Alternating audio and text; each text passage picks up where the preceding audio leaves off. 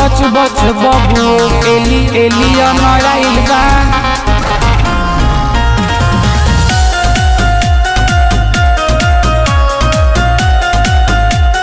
सुनी के खबर पूरा लोगवा डेराइल बा।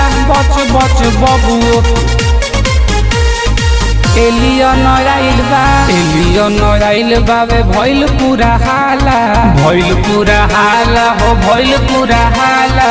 धरती पर ही अब ऐसन बुझाला, ऐसन बुझाला हो ऐसन बुझाला। एलियन आइल बावे भइल पूरा हाला, धरती पर ही अब ऐसन बुझाला। सुनी के खबर पूरा लोगवा डेराइल बा। बच बच बबू एलियन आइल बा। बच बच बबू एलियन आइल बा। बच बच बबू एलियन आइल बा। बच बच बबू एलियन आइल बा।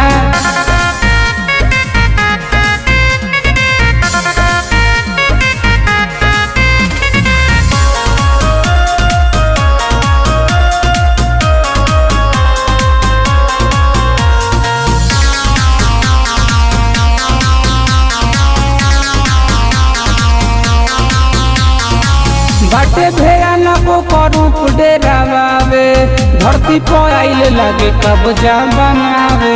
धरती पर आइल लगे कब्जा बनावे। बाटे भयानक रूप डेरावे, धरती पर आइल लगे राज चलावे, राज चलावे। सब लोग डरे अब घर में लुकाइल बा। बच बच बबू एलियन आइल बा। बच बच बबू एलियन आइल बा।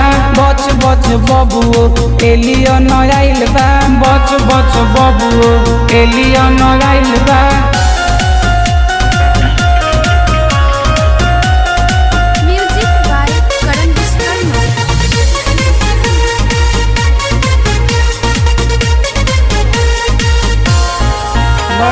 सच बाकी झूठ केहू जानत नइखे, केहू के बात केहू मानत नइखे, केहू के बात केहू मानत नइखे।